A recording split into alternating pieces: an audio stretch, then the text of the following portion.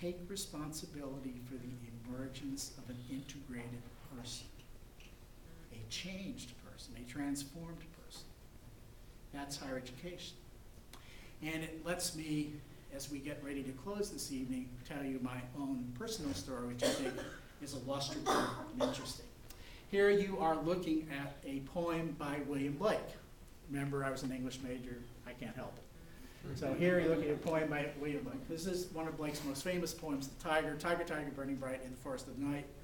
What immortal hand or eye could frame thy fearful symmetry? Well, the tiger asks an amazingly important question in the 5th stanza. It says, when the stars threw down their spears and watered heaven with their tears, did he smile his work to see? Did he who made the lamb make thee? Immense theological question.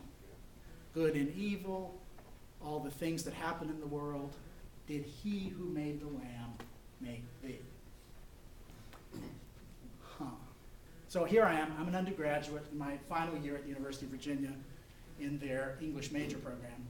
And at that point, if you were an English major, you had to write a thesis, and you have a thesis advisor, and you had to find a thesis advisor who knew something about what you're writing a thesis about. So I decided to have my thesis about William Blake the Tiger and try to explain the answer to that question. And I went and found this guy, who is E.D. Hirsch, Jr., who was the chair of the English department at the time and had written 2 or 3 books on Blake. Later, by the way, was known for having written books called cultural literacy. If you remember the cultural literacy books in the 1990s and early 2000s, there was Cultural Literacy 2, Cultural Literacy 3, and Cultural Literacy 4, which shows that he thought cultural literacy was in continuous need of repair. His opinion on that point was quite justified, by the way.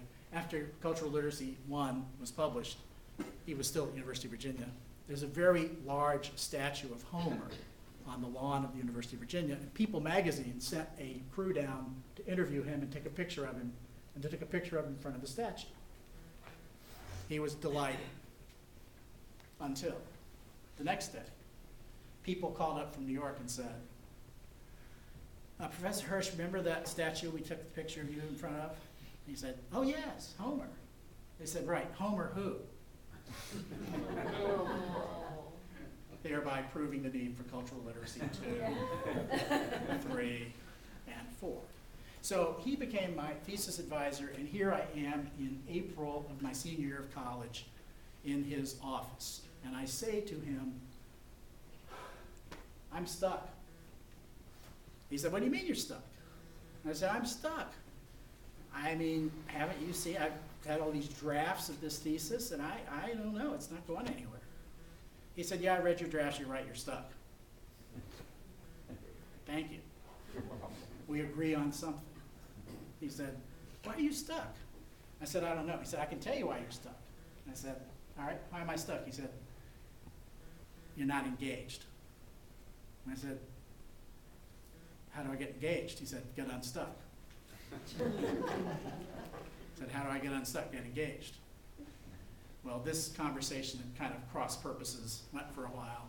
He finally said, you know, Keeling, the trouble with you, you know what the trouble with you is?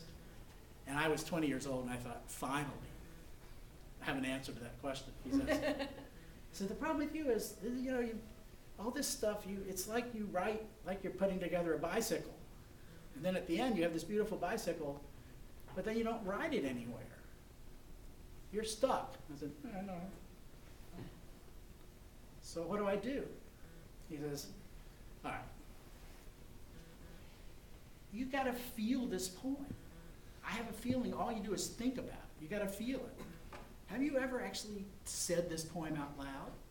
And I said, well, yeah, of course. Once. He said, well, you have to say it a lot. I said, why? He said, well, because you have to breathe it in, make it part of yourself, and then breathe it back out again. It has to be you, all of you, in this poem. I said, I don't think that makes sense to me. At which point he got very frustrated, threw his hands up in the air, fell backwards on the floor, and kept talking. He said, Keeling, what you need to do is go somewhere and walk around and say the poem, and say it until the answer to that fifth stanza comes to you. So off I go to a part of the University of Virginia called the Dell.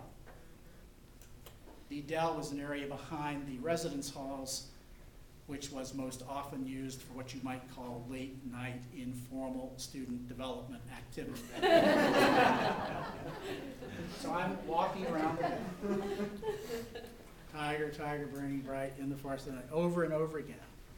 And I would guess 1,000 or 1,500 repetitions later, I knew the answer. Rewrote the last part of the thesis, took it to him the following Monday, and he said, "Congratulations, you're riding your bicycle." Well, the point of the story is something about learning. The whole person, what people bring to it, making meaning, has to be part of yourself, etc. And that's what you might call fulfilling the promise of higher education. And the challenge we face is knowing that my experience with Don Hirsch, yours with some faculty member who takes a special interest, is one that's hard to replicate at scale for everybody, but one which might be possible by all kinds of educators on campus engaging students in what mattered to them. F. Scott Fitzgerald addresses problems like this one in his novel The Crack-Up back in 1936. He says the test of a first-rate intelligence is the ability to hold two opposed ideas in the mind at the same time and still retain the ability to function. So you might hold in your mind the idea that things are hopeless. How could we possibly have every student have that experience and yet be determined to make them otherwise? And this takes us, at the end of my time with you, back to the third and final stanza of Emily Dickinson's poem. If you might remember, that stanza is a little different from the first two. Brains wider than the sky, deeper than the sea, but here, the brain is just the weight of God. For heft them pound for pound, and they will differ if they do, as syllable from sound. So you might think to yourself, is she trying to say that your brain and God weigh the same thing? Remember poetic license. She wasn't really trying to say the brain is bigger than the ocean. So she's probably not trying to say that either. Maybe she's trying to say something about what God means. What is God about? Infinity, limitless, goes on and on. So maybe there's something about your brain and God, the weight of God, that has something to do with this infinite capacity, the infinite ability of your brain. And guess who had the answer? William Blake. Now, ignore the fact that she asked the question 150 years after Blake died. There's a poetic license here. But in 1790, in his poem, The Marriage of Heaven and Hell, he said, if the doors of perception were cleansed, everything would appear to man as it is, infinite. But man has closed himself up till he sees things through narrow chinks of his cavern. That is, she was trying to say what he's trying to say. The brain is infinite. The capacity of the brain is infinite. It's what makes you infinite. It what gives you the limitless capacity to learn. So, she said the brain is wider than the sky, for put them side by side, the one the other will contain with ease, and you beside. The brain is deeper than the sea, for hold them blue to blue, the one the other will absorb, as sponges and buckets do.